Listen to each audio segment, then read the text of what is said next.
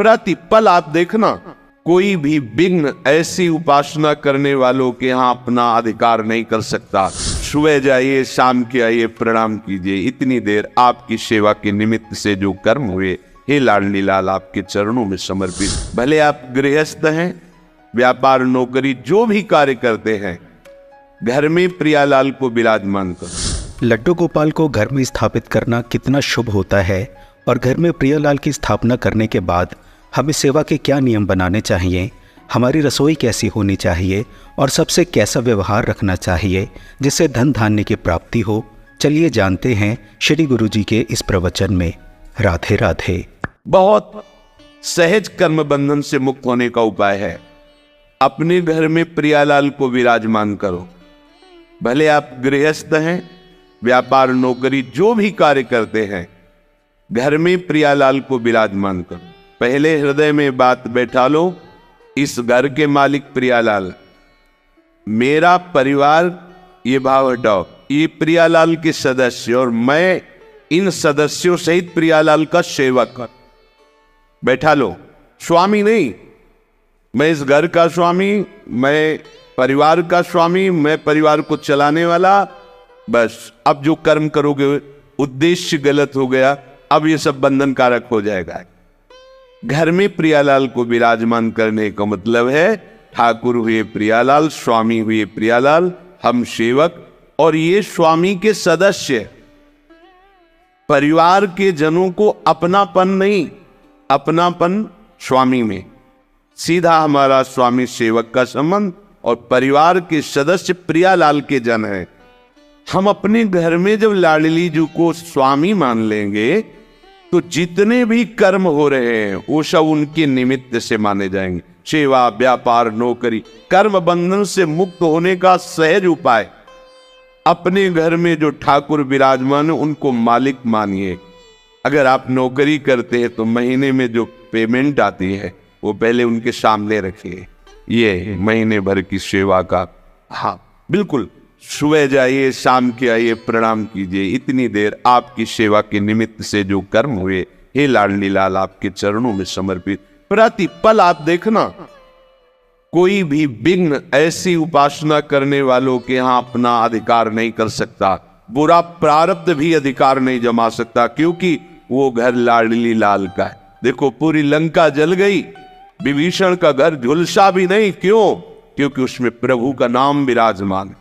दीवालों में नाम अंकित किए हुए, उनमें प्रभु का भक्त रहता है। जहाँ नाम कीर्तन होता है, नाम कीर्तन का बड़ा प्रभाव है। सबको अपने घर में नाम कीर्तन करना चाहिए, बहुत मंगल होगा, बहुत मंगल। 10 मिनट ही सही, परिवार के 4 सदस्य बैठकर यदि नाम कीर्तन करोगे तो परिणाम देख लेना। हमारे जो वो कर्म हमें नष्ट करने के लिए तैयार बैठे हैं, उनको नाम कीर्तन रूपी महान कर्म नष्ट कर देगा। सूर्य उदय होने के पहले तक 4 बजे और सूर्योदय के बीच में यदि आप यहाँ विराजमान हैं और आपकी श्री जी वहां विराजमान घर में, तो यही मंगला का चिंतन करो। श्री जी 10-20 नहीं, यहाँ भावना की और फिर जब यहाँ से गए तो उनको मंगला अर्पण किया, थोड़ा पद गायन किया, फिर स्नान आदि, फिर श्रृंगार आदि। कुछ समय बीच का ऐसा अवसर निकालो अपनी श्री जी की सेवा का भी, जो अपने घर में, यहाँ वृंदावन धाम में यहाँ बैठे हो परम सेवा 8 पहर हो रही, पर जो अपने अपने घरों में विराजमान किए, दूर देशों में भी है, उनको यही पद्धति अपनानी है जैसे अपने लोग करते हैं। चलो इतना विशाल न करके, तो सूक्ष्म कुछ मिनट में श्री जी की मंगला कर लिया, 1-2 पद सुना दीजिए। आज तिराजत दंपति भोर नंद के लाल हरियो मन मोर, आज प्रभात लता मंदिर में आज तो जुवती। ऐसे ये प्रातः कालीन सुरत प्रेम के रस भरे पद हैं, इनको सुनाए। फिर श्री जी को स्नान कराइए, जिससे नाम सेवा है, स्नान कराइए और सुंदर सुंदर चंदन घर्षण करके श्री जी की पत्रावली कीजिए। श्री जी को भोग पवाइए, श्री जी को तांबूल पवाइए। भोग लगा रहे, थोड़ी देर पंखा लेकर के ऐसे चल रहे, ऐसे दिनचर्या। जब श्री जी को शयन कराए, उनके चरण दाप रहे। अगर 4 फूलों की व्यवस्था हो जाए तो ऐसे फूलों की पंखुड़ियां बिछा दी, नाम को विराजमान कर दिया, भावना किया, प्रिया प्रीतम शयन करे, उनके चरण चाप रहे। इसमें बहुत सूक्ष्मता से देखा जाता है। जैसे गृहस्थ में अतिथि सत्कार, साधु सत्कार की बड़ी महिमा है, करना ही चाहिए।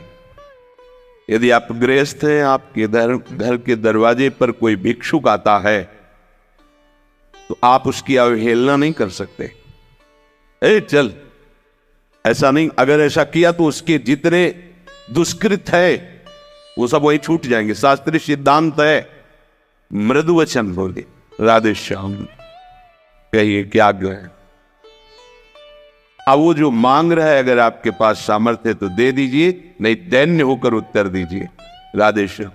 गृहस्थ धर्म में सबसे बड़ी सावधानी अतिथि सत्कार है। कोई भी, भले कोई पाखंडी आया है, आप दरवाजा मत खोलिए, पर बाहर से राधे श्याम, वो कुछ भी बोल रहा है, हाँ हम तुम्हें 2 रोटी दे सकते हैं, अगर आप नहीं तो हमारे पास आगे धन की व्यवस्था या और जो आप मांग कर रहे हैं हम नहीं दे पाएंगे, आप जल पी लीजिए, आप रोटी ले लीजिए। वो भी घर में जब कोई पुरुष सदस्य हो तो गेट खोलिए, नहीं तो ऐसी व्यवस्था रखिए कि गेट के अंदर से ही दे दीजिए। सावधानी, समय का जैसा स्वरूप होता है वैसी ही मर्यादा कर रखनी चाहिए। अगर आपको ऐसा लगता है कि घर में कोई सदस्य नहीं पर अतिथि आया हुआ है तो आप बाहर, राधे श्याम, आपको अगर रोटी चाहिए तो दे सकते हैं, अन्यथा प्रणाम। कटु वचन बोलकर तिरस्कार करके भगाना मानो उसके पापों को स्वीकार करना। जैसे कोई संत आया है, आप जिसका परिचय भी जानते हैं, आप आदर पूर्वक उससे बैठाला, मृदु शब्दों का प्रयोग किया और 4 लोगों को बताते कि हमारे घर में संत आते हैं तो हम ऐसा ऐसा ऐसा करते हैं, उससे आपके अभिमान को सुख मिलता है। अब ये कर्म कल्याणकारक नहीं रहा, ये बंधनकारक बन गया। ध्यान दीजिए, जो हम 4 लोगों से कहकर बड़ाई पाने की इच्छा से अपने कर्मों को प्रकाशित करते हैं तो बड़ा सात्विक कर्म किया हुआ भी वो बंधनकारक बन जाता है। हम वृंदावन में गए थे, इतने का भोग लगाया था, इतना बिहारी जी को भोग लगाया, इतने संतों को पवाया, ऐसा किया वैसा, ये अहंकार का पोषण हो रहा है। अब वही कर्म तुम्हारे बंधन, शुभ बंधन जैसे अशुभ बंधन, ऐसे शुभ बंधन कारक बन गया। तो इसमें जो सम्मान की, स्वार्थ की, अहंकार की भावना से कर्म किया जाता है वो यज्ञार्थ कर्म नहीं होता, चाहे जितना बड़ा कर्म हो। तो साधक को छोटी छोटी अपनी वृत्तियों को भगवत समर्पित करने पर ही कार्य बनेगा।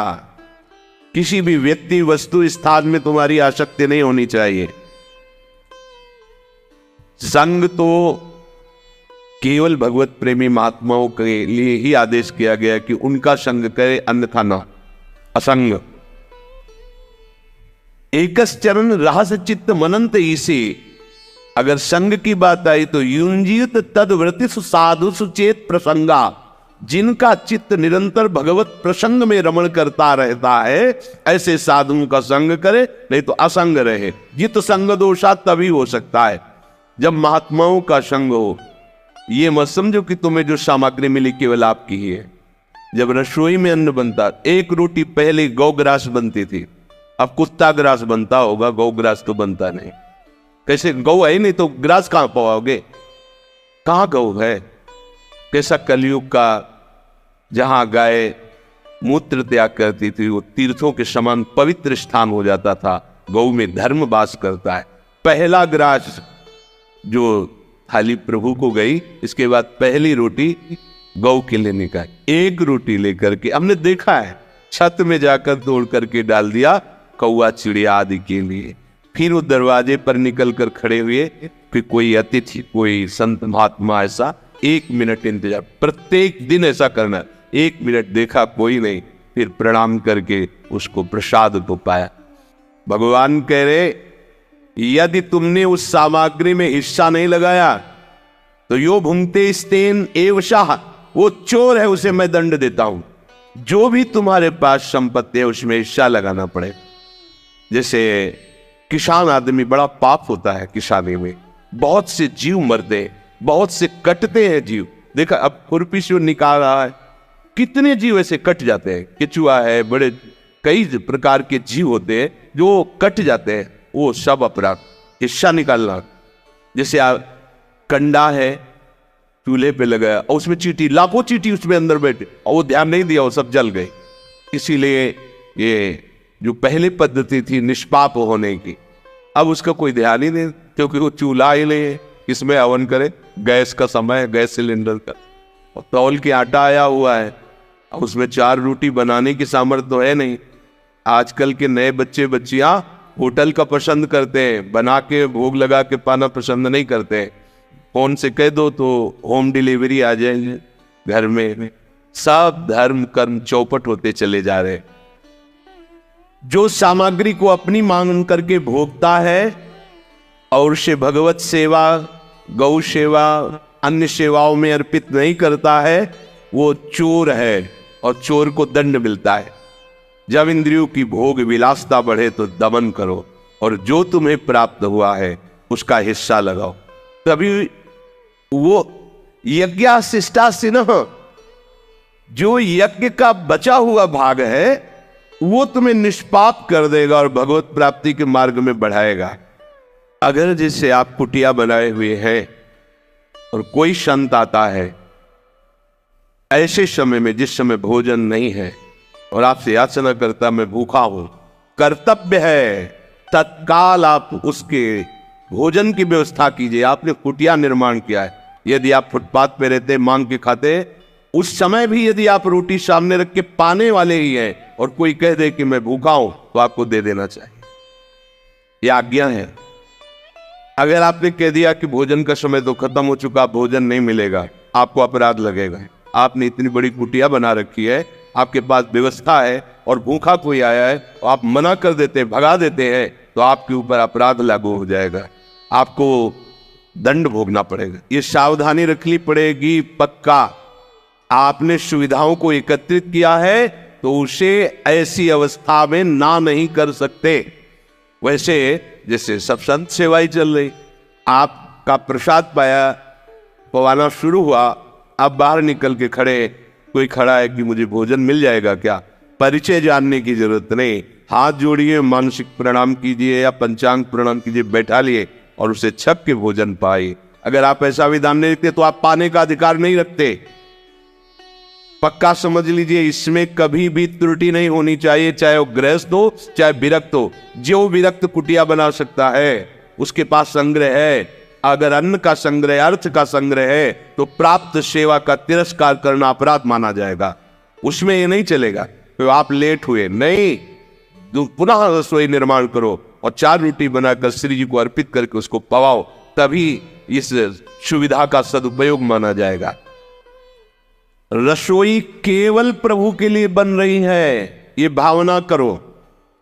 अपने लिए रसोई नहीं बनती। वो पाप खा रहा है और वो दुर्गति को भोगेगा, क्योंकि तुम्हारा अधिकार नहीं। तुम सोचते रहे मैंने कमाया है, उसमें हिस्सा है। पहले आप प्रभु के भोग की भावना से रसोई अमनिया करें और शुद्ध रसोई रहनी चाहिए। ये जूठे अनूठे जैसे ये सब, ये कम से कम जो वैष्णव है, जो भगवत भाव वाले हैं, आपके फ्रिज में ऐसी बोतल नहीं होनी चाहिए जिससे ऐसे लिया पिया और फ्रिज में रख दिया। बिल्कुल सावधान। ये बहुत छोटी बात लगती है, लेकिन यही छोटी बात आपकी उपासना को रोक देगी, उपासना में बाधा पहुंचा देगी। आशा है पूज्य श्री गुरु जी का ये प्रवचन आपके लिए बहुत लाभकारी होगा।